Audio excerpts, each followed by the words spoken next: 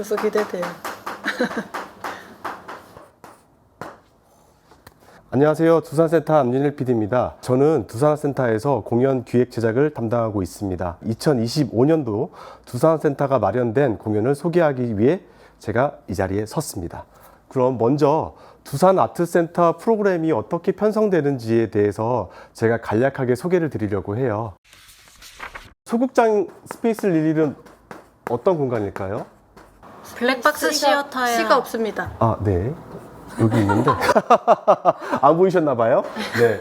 블랙박스 가변형 무대입니다. 이 가변형이라는 말은 무슨 말일까요? 변형이 가능하다는 말이죠. 블랙박스는 뭘까요? 말 그대로 블랙박스, 검은 상자여서 무엇을 어떻게 넣는지에 따라서 무대와 객석이 구조화되는, 그렇기 때문에 작품마다 창작자들은 무대 디자인과 더불어 객석 디자인을 같이 구성하게 되고요. 그거에 따라서 작품이 효율적으로, 미학적으로 구현될 수 있는 공간이기도 합니다. 이제 두산센터 스페이스 1에 대한 공연 소개를 드릴 텐데요. 1년의 프로그램 편성표를 좀 소개를 해드릴까 해요. 창작자가 어떠한 위치에 있느냐에 따라서 프로그램들을 편성했는데, 창작자의 창작 주기는 작품을 리서치하는 시기, 개발, 발전시키는 시기, 무대화하는 시기로 나뉠 수가 있습니다. 창작자들은 어떤 위치에 있을까요? 막 공연 예술 시장 안에 진입기가 있을 거고요. 성장하는 시기가 있습니다. 성숙된 시기, 안정기가 있습니다. 지속되는 지속기라고도 볼 수 있습니다. 첫 번째로 예술 시장에 첫 진입한 창작자들을 위한 두산 아트랩이라는 프로그램들이 있어요. 통해서 여기서 만나게 됩니다. 초기에 개발하는 단계에서 보통 아이디어만 있을 수 있잖아요. 근데 그게 완성된 공연의 형태가 아니라 이 작품을 발전시키는 과정 자체를 노출하는 프로그램입니다. 아트랩을 통해서 이제 작품도 성장하지만 창작자분들도 성숙하게 되겠죠. 그 성숙한 단계에 진입하게 되면 여기에 저희가 마련된 프로그램이 DAC 아티스트라는 프로그램입니다. 저희가 매년 연초에 2명을 선정하는 공모를 냅니다. 그러면 올해 만약에 선정이 되면 그 이듬해 9월이나 10월에 작품을, 신작을 선보이는 프로그램이거든요. 이제 어느 정도의 숙련도와 성숙도를 갖췄을 때 두산 인문극장이라는 프로그램을 갖고 있어요. 매년 상반기에 한 가지 주제, 테마를 선정해서 공연 3편 정도를 묶어서 패키징해서 제작하는 프로그램인데요. 만나는 시점이 다 다를 수가 있겠죠, 두산센터와. 어떤 창작자분들은 여기서부터 만났다가 2단계로 오시는 분들 있고, 어떤 분들은 DAC 아티스트로 만났다가 두산 인문극장을 통해서 다시 만나는 경우도 있고요. 두산아트센터는 창작자의 생애 주기, 작품의 발전 단계를 통해서 프로그램을 이렇게 마련을 했고, 이 프로그램을 통해서 창작자와 함께 더불어 할 수 있는 기획 제작 프로그램을 운영하고 있습니다. 질문이 있는데요. 두산아트센터 전반적으로 보면 사실 연극 공연이 좀 많은 것 같아서 연극 공연을 위주로 하시는 이유가 있는지, 그것도 이 창작자의 생애 주기와 어떤 관련이 있거나 두산아트센터랑 관련이 있는 건지 궁금합니다. 아시는 분들은 아시겠지만 장르 제한을 처음부터 이렇게 구분짓기 하진 않아요. 이제 연극이란 장르를 많이 하기 때문에 연극 전용 극장이냐라고 어떤 분들은 많이 말씀하시지만 저희는 그렇지는 않고요. 연극을 많이 하는 분들, 그런 창작자 분들이 양적으로 많기 때문에 저희 공모 시스템이나 프로듀싱 시스템 안에서 만나는 접점이 넓기 때문에 확률적으로도 그분들과 함께 할 수 있는 기회가 많이 마련되고 결과나 성과로도 그렇게 보여지는 것들입니다.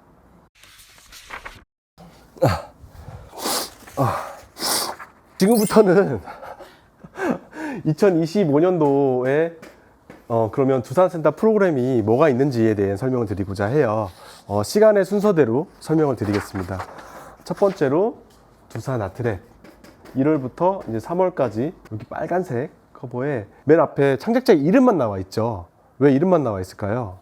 창작자 지원하는 프로그램입니다. 맞습니다. 두산 아트랩 첫 번째 프로그램은 이제 이태원 트랜스젠더 클럽 EF라고 해서 세컨 플로어 이무기 프로젝트 팀이거든요. 이태원은 무엇일까 기록하기라는 이름으로 이태원 지역의 이제 트랜스젠더 성노동 커뮤니티 역사를 기록하는 작업을 선보인 팀입니다. 두 번째 작품은 본주 작가의 8월 카메군과 모토야스강을 건넌 기록이라는 작품입니다. 본주 작가는 어린 시절에 원폭 희생자 위령비 취재차 일본을 방문했는데 그 방문을 한 경험을 바탕으로 이 작품을 작가가 돼서 재구성했고 한일 역사 리서치하고 취재의 내용을 담은 작품입니다.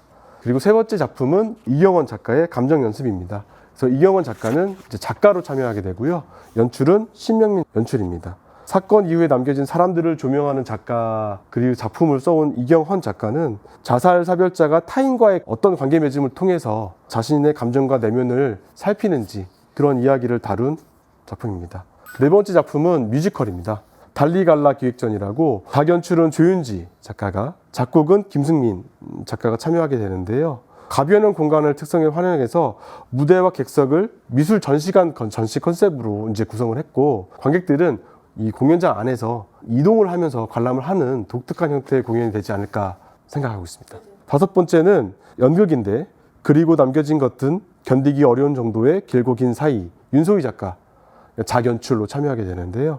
디스토피아적 분위기를 배경으로 스펙터클을 배제한 어떤 재난 서사의 창작을 시도하게 됩니다. 작가가 개인적으로 경험한 사고 이후의 몸과 시간, 감각을 소재로 한 공연입니다. 여섯 번째는 연극, 안젤리나 졸리 따라잡기 이수민 작가가 참여하게 되는데 연출은 이라임 연출가가 참여합니다. 제목을 통해서도 좀 아실 수 있겠지만 실제 이제 유방암 환자들의 이야기를 바탕으로 집필한 내용입니다. 우리가 이제 안젤리나 졸리를 얘기하면 이제 유방, 절제 및 실리콘 주입술에 대한 이야기로 한번 사회적 이슈가 된 적이 있죠. 이러한 소재를 통해서 이제 당사자가 겪는 내적 갈등하고 여성 신체에 가해지는 다양한 층위의 어떤 편견 그런 것들을 다룬 드라마를 선보일 예정입니다. 일곱 번째는 연극이고요. 뭐 많네요. 배소연, 김시락, 최수진 작가가 함께하는 물과 뼈의 시간이라는 작품이고 공동 창작입니다. 배소연 작가는 작가, 퍼포머, 연출가 등 다양한 작업을 겸해온 창작자고 각기 다른 감각 체계를 가진 예술가들이 멸종 위기의 동식물에 대한 사라져감을 추적하는 그런 것들을 서술하고 무대 안에서 연기 수행하면서 관객들과 나누는 그런 공연이 형태가 될 것 같습니다. 그리고 마지막으로 원인진 작가의 작품입니다. 변두리 소녀 마리의 자본론이라는 작품이고요. 작은 원인진 작가, 연출은 최치원 연출가가 참여하게 됩니다. 책으로 나와 있는 출판물이 있어요. 와타나베 이타루라는 시골빵집에서 자본론을 굽다라는 책이 있는데 작가는 이 작품에서 영감을 받았다고 합니다. 현대 소비사회의 문제 이야기를 다룬 작품을 구상하고 있습니다. 그래서 자본과 삶, 지역과 예술이 상생하는 어떤 공동체적인 가치에 대해 다룬 작품입니다. 네, 여기까지 8편이 이제 두산 아트렛에 맞네요. 대한 작품 소개였고요. 다음은 이제 저희가 이제 제작하게 되는 4월에서 6월에 편성되는 이제 두산 인문극장은 사실 인문극장이라고 할 때 인문학을 극장에서 다룬다고? 라고 궁금해하실 것 같아요. 근데 사실 인문학이라는 게 뭐냐면 사람에 대해 다룬 학문이잖아요. 그러면 예술을 통해서는 어떻게 관객과 만날 수 있을까요?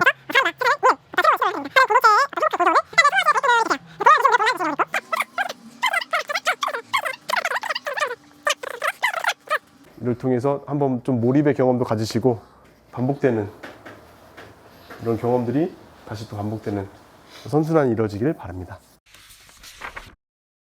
인문극장은 3편을 준비했는데 첫 번째 작품은 생츄어리 시티라는 작품이에요. 마티나 마이옥이라는 작가인데 필리처 상을 수상한 극작가입니다. 이민자로서의 삶과 정체성, 불법 체류의 위험, 그리고 사회적 법적 제약 속에서 젊은이들이 겪는 내적인 어떤 갈등을 다룬 작품입니다. 그리고 두 번째 작품은 엔들린스입니다. 엔들린스는 직역을 하면 소멸이라는 뜻이거든요. 영화 중에 혹시 베스트 라이브즈라는 거 보신 적 있으세요? 혹시 셀린성 작가님? 네, 이제 아카데미 작품상, 각본상 후보로 올랐었죠. 근데 그 외에 뭐 다른 유수의 영화제에서 많은 상을 수상한 작품 베스트 라이브즈인데 작가가 셀린송 작가님이세요. 셀린송 작가님이 처음에 이제 극작을 했을 때 쓴 작품이 요 엔들링스입니다. 한국의 만제도와 뉴욕의 맨하탄을 배경으로 하고 있습니다. 둘 다 섬이죠. 3명의 노년 해녀들이 나오고 뉴욕에 사는 캐나다 여성 극작가 하영이 나오는데 그 하영이 바로 자신을 이제 투영해서 자전적 이야기를 다뤘다고 보시면 될 것 같아요. 그리고 세 번째는 뮤지컬 광장시장입니다. 종로가 일대와 광장시장은 서울의 역사와 함께 발전해온 공간입니다. 시장 오페라 컨셉으로 작품을 만들게 되거든요. 오페라를 현대적인 주크박스 형식으로 새롭게 만들어낸 창작 뮤지컬 될 것 같아요. 시장 오페라는 뭔가요? 시장 오페라는 어떤 특정 장르를 뭐 명명한 어떤 개념이 아니라 되게 캐주얼한 형태인 거예요. 시장에서 오페라를 한다. 그러면 시장 오페라는 스페이스 111 극장에서 보는 건가요? 광장시장에서 보는 건가요? 아, 스페이스 111 공간에서 이루어집니다. 그래서 광장시장에 들렸다가 뮤지컬 광장시장을 보러 오실 수도 있고 뮤지컬 광장시장을 보시고 아니면 금호 5가에 있는 광장시장을 가실 수도 있는 곳입니다. 네, 이제 공동계획입니다. 2편 남았고요. 상당히 3편 남았네요. 늦으셨네요. 3월에는 연극 견고뒷거리라는 작품을 해요. 극단 작은 방이라는 단체에서 만든 작품인데 알 수 없는 이유로 살인을 저지르고 수로 생을 마감한 사건, 그 뒤에 남겨진 이들의 갈등과 고통을 다룹니다. 그리고 연극 번아웃에 관한 농담은 김윤영 작가가 쓰고 이인수 연출이 연출한 작품인데 번아웃 증후군을 유발하는 어떤 우리 사회 구조에 대한 문제의식을 보여주는 작품이라고 볼 수 있으면 될 것 같아요. 그래서 한 스타트업 회사를 배경으로 과로에 시달리던 회사원이 천수간음으로 변신하면서 펼쳐지는 이야기를 다는 부조리극, 블랙 코미디로 보시면 될 것 같습니다. 9월, 10월에는 이제 DAC 아티스트 작품들이 편성되어 있는데 내년에는 박주영 작가와 강동훈 작가의 작품이 선보여지게 돼요. 그래서 박주영 작가는 마른 여자들이라는 작품인데 석식 장애를 가진 쌍둥이 자매의 이야기를 다룬 동명의 페미니즘 소설을 무대화하고 있고요. 그리고 강동훈 작가는 직접 본인 이제 작품을 쓰고 연출가는 아직 섭외 중입니다. 도그워커의 사랑이라는 신작을 선보이게 됩니다. 해방 이후로부터 현재까지 미시사를 통해서 한국의 경제사회를 이면을 다루는 작품을 선보일 예정입니다. 그리고 정말 마지막인데요. 12월에는 두산연강예술상 신작을 선보이게 되는데 이호진 작가의 신작입니다. 자신만의 어떤 연출가 세계를 공고히 하고 있는 작가인데 아직 신작에 대한 구상 중이어서 구체적으로 밝힐 수 있는 단계는 아닌데 조금만 기다려 주시면 제목과 어떤 작품을 다룰지 말씀드리도록 하겠습니다.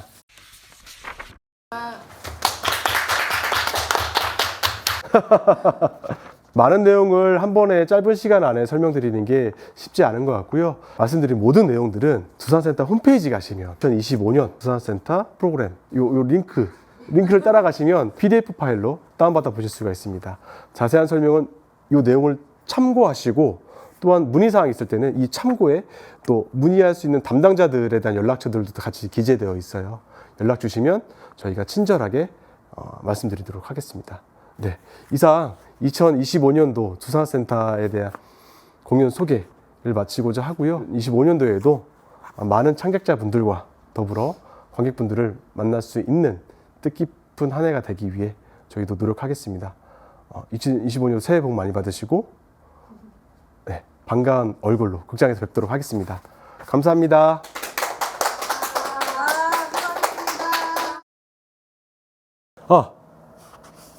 이 말을 하고 싶었어요. 공모 접수. 공모 접수. 이야. 마지막으로 제가 드리고 싶은 말은 공모 안내이자 소개입니다. 두산센터 프로그램 중에 크게 3가지 프로그램이 공모를 통해 진행이 되거든요. DAC 아티스트 같은 경우는 1월 6일부터 1월 23일, 두산 아트랩 같은 경우는 5월 7일부터 6월 4일, 공동기획은 6월 9일부터 7월 9일 이렇게 진행이 됩니다.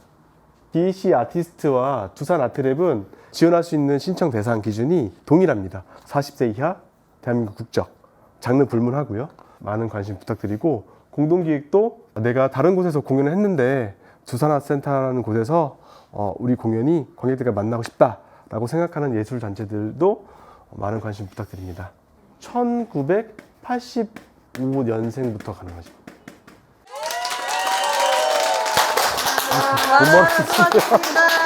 말은 많이 했는데.